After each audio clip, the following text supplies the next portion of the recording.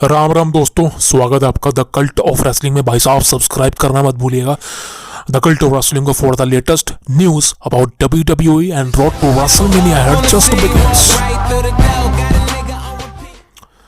सो दोस्तों, आज Monday night Raw का एपिसोड फाइनली खत्म हुआ और हमेशा की तरह मैंने एपिसोड नहीं देखा। बिल्कुल यार, मजा नहीं आया यार, बिल्कुल सही में मजा नहीं आया। बिकॉज स्मैकडाउन जिस तरह से one of the biggest work कर रहा है, स्मैकडाउन जिस तरह से रेटिंग के मामले में पछाड़ रहा है, लेकिन वही बात करें मंडे नाइट रॉ 3 और 3 घंटे लंबा शो बर्दाश्त से बाहर हो रहा है।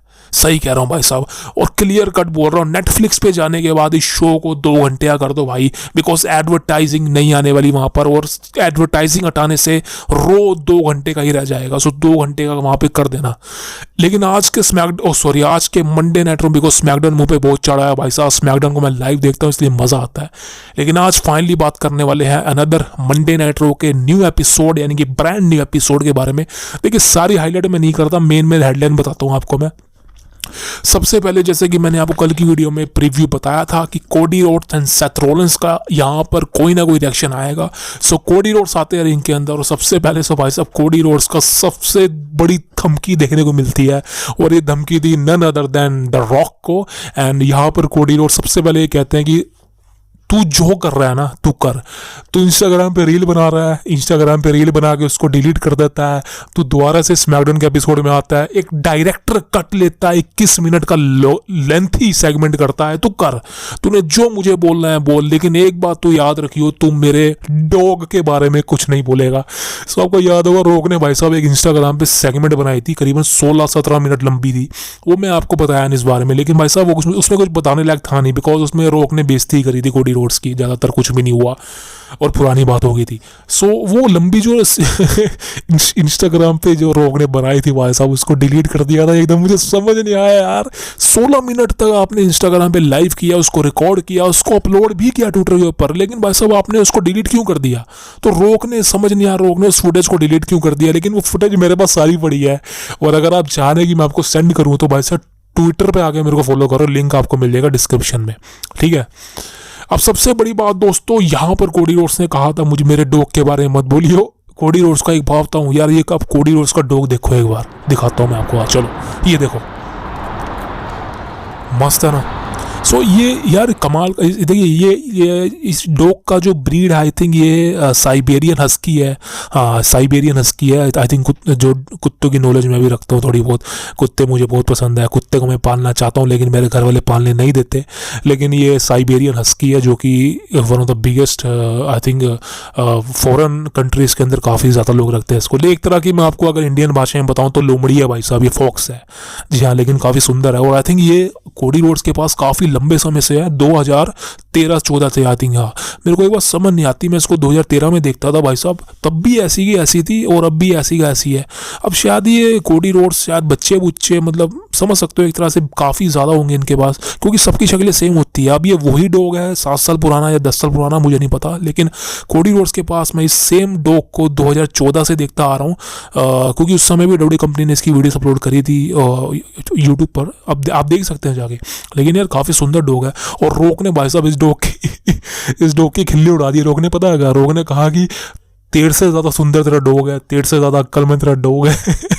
और कोडी रोड्स भाई साहब यहाँ पे आ गए, कहता है मेरे डॉग के बारे में रोक तो कुछ नहीं बोलेगा। अबे यार, ये स्टोरी लाइन ना यार, इसका अलग ही मज़ा आ रहा है दोस्तों, मज़ा बहुत आ रहा है, सही कह रहा हूँ। ये मैं कह रहा यार रेसलमेनिया की one of the biggest story line है, रोमन रो, कोडी सेट और सेथ रॉलिंस भी। और फिर सॉरी यार, सॉरी, काफ़ी हंसी आ गया आज की वीडियो में, मज़ा भी आ गया।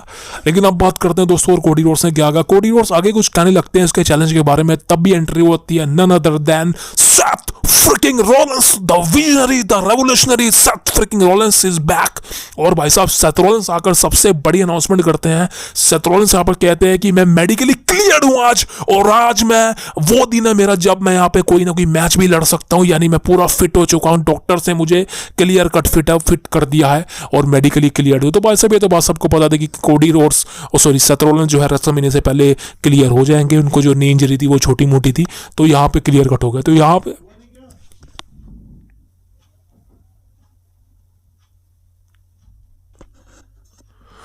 और भाई साहब सेथ रॉलिंस आते हैं और सेथ रॉलिंस आके सिर्फ एक ही बात कहते हैं, मैं मेडिकली क्लियर हूँ। क्लियर कट बोलते हैं Seth Rollins is medically clear now. और अब वक्त है जहाँ पर सेथ रॉलिंस कम्पीट कर सकते हैं अपना रेगुलर परफॉर्मेंस। और आई थिंक रेसलमेनिया 40 के अंदर उनका मैच है अगेंस्ट ड्रू मैकिंटायर और आई थिंक वो मैच काफ़ी इंटरेस्टिंग हो सकता है। लेकिन उससे पहले सेथ रॉलिंस को फेस करना है द रॉक को, रोमन रिंग्स को एंड कोडी रोड्स के साथ। और इसी बारे में ये बात कर रहे होते हैं आपस में। और I think the one of the biggest thing, मेरे को सबसे बेहतरीन चीज़ पता क्या लगी भाई साहब, ये सब जो एक सेगमेंट बना रहे हैं ना, is one of the biggest thing. और काफ़ी ज़्यादा एक्साइटेड मैं हो रहा हूँ उस चीज़ को देखने के लिए। एंड यहाँ पर सेथ रॉलिंस भी आगे पूरी तरह से रॉक को क्लियर कट बोलते हैं और ऑडियंस से कहते हैं कि तुमको क्या लगता है कि ड्वेन जॉनसन द रॉक का नया नाम क्या होना चाहिए।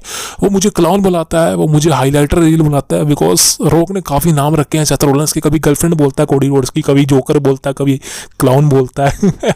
एक बंदे ने हाईलाइटर बोला था, ring highlighter, so one of the biggest thing. तो यहाँ पर सेथ रॉलिंस कहते हैं कि क्या रॉक का नया नाम रखते हैं। आई थिंक डायरिया रोक, पता नहीं क्या बोल रहा था वो, क्योंकि रोक के मुंह से जब भी बातें निकलती हैं वो इतना थूकता है मुंह पे, इतना पानी निकलता है उसके मुंह से, इतना ज़्यादा बफरें निकलती हैं कि आप उसको यही कहोगे भाई साहब। So it's one of the biggest thing भाई साहब कि सेथ रॉलिंस पूरी तरह से इन्वेस्ट हो चुका है स्टोरी लाइन के अंदर और आई थिंक मुझे काफ़ी ज़्यादा इंटरेस्टिंग लगा। लेकिन यहाँ पर कोडी रोड्स और फाइनली सेथ रॉलिंस एक बात कहते हैं। कोडी रोड्स कहते हैं कि लास्ट वीक ड्रू मैकिंटायर ने तुझे एक बात सही कही थी कि तुझे अपने और उसके मैच पे ध्यान देना चाहिए जो कि रेसलमेनिया में होने वाला है, और तुझे अपने डायरेक्शन की ओर ध्यान देना चाहिए। तुझे मेरी परवाह नहीं करनी चाहिए, तुझे मेरे साथ लड़ने की कोई ज़रूरत नहीं है, तुझे मेरा साथ देने की कोई ज़रूरत नहीं है। लेकिन यहाँ पर सेथ रॉलिंस कहते हैं कि मैं तेरा साथ नहीं दे रहा हूँ कोडी रोड्स, मैं यहाँ पर खुद का साथ दे रहा हूँ। बिकॉज रोमन रेंज के साथ मेरी हिस्ट्री रही है, 10 साल पहले हम यहीं से डेब्यू हुआ था हमारा, और उस बंदे को मैंने इतना समझाया, इतना उसका काम किया, लेकिन उस बंदे ने मुझे धोखा दिया है। लेकिन रिसेंटली अब मुझे वक्त मिला है, मुझे मौका मिला है कि मैं रोमन रेंज को उखाड़ के फेंक दूँ, रोमन रेंज को इतना मारूं, रोमन इसको इतना पेलूं कि उसको अपनी औकात पता चले। सो दिस इज़ वाई हम स्मैकडाउन के एपिसोड में दोनों जाएंगे और उन दोनों को मुंह तोड़ जवाब देंगे। तो ये बात तो मैं आपको ऑलरेडी बता चुका हूँ कि भाई साहब रो के एपिसोड में आंसर नहीं मिलेगा चैलेंज का, ये दोनों स्मैकडाउन के एपिसोड में जाएंगे और वहीं इनका आंसर मिलेगा।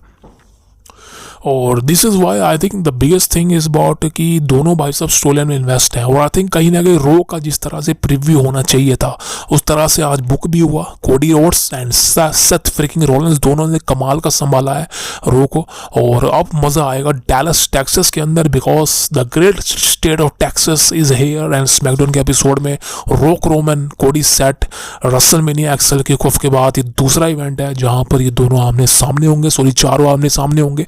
देखते हैं भाई साहब, लेकिन नेक्स्ट वीक स्मैकडाउन का एपिसोड मिस आउट मत करना, बहुत ज़्यादा इंटरेस्टिंग होने वाला है। बिकॉज वो मिस कर दिया तो भाई साहब आप सब कुछ मिस कर दिया। रो को मिस कर दो लेकिन स्मैकडाउन को मिस मत करना, बिकॉज वहीं सारी स्टोरी लाइन क्रिएट हो रही है, वहीं से सारा पर्रा भारी हो रहा है। उसके बाद आज मेन इवेंट में आपने देखा ही है जिस तरह से मेन इवेंट में मैच हुआ था ड्रू मैकिंटायर वर्सेस जे उसो का, और उस मैच में क्लियर कट पता था भाई साहब ड्रू मैकिंटायर जीतेगा। इंटरफेरेंस होएगी जिमी उसो की, रोई हुआ जिमी उसो आके इंटरफेरेंस करते हैं। यार जिमी उसो, जे उसो की स्टोरी लाइन मज़ा नहीं आ रहा है यार, सही कह रहा हूँ। इनकी स्टोरी लाइन क्या चल रही है, किस तरह से चल रही है। सोचा था कमाल की मैचेस देखने को मिलेंगे, सोचा था कमाल का ब्रोल होगा, लेकिन यहाँ पर जिमी उसो आके जे उसो को बिट्रे करी जा रहा है, जे उसो को हरवाई जा रहा है, और जे उसो कुछ भी नहीं बोल रहा है। आई थिंक कुछ ना कुछ तो भाई साहब इस स्टोरी लाइन में करना चाहिए यार। आपके पास 1 महीना रह गया है रेसलमेनिया के लिए, आप बिल्ड करो भाई साहब स्टोरी लाइन को यार, समझ लो। जिमी उसो तो जे उसो को बिल्ड ही नहीं किया जा रहा है, और आई डोंट थिंक सो ये मैच भी कमाल होने वाला है, क्या पता। उसके बाद दोस्तों ज़्यादा कुछ नहीं, गुंथर के लिए एक परफेक्ट अपोनेंट ढूंढ रहे हैं, और आई थिंक चैड गेबल से बढ़िया अपोनेंट कोई नहीं हो सकता, और रेसलमेनिया में गुंथर वर्सेस चैड गेबल ही होगा। ये बात आपको ऑलरेडी मैं बता चुका हूँ, it's one of the biggest thing. So आज का मंडे नाइट देखा जाए तो main segment Cody and Seth की थी, जो कि one of the biggest segment थी, और आई थिंक मुझे काफ़ी पसंद आई। और रॉक और रोमन के लिए जो भी चैलेंज एक्सेप्ट करने की चीज़ें हैं वो स्मैकडाउन के एपिसोड में होने वाली दोस्तों। और मिलते हैं आपसे अगली वीडियो में, तब तक के लिए जय भगवान राधे कृष्णा। अपना और अपने माँ बाप का ध्यान रखिए दोस्तों। Thank you very much, bye bye, कल मिलेंगे।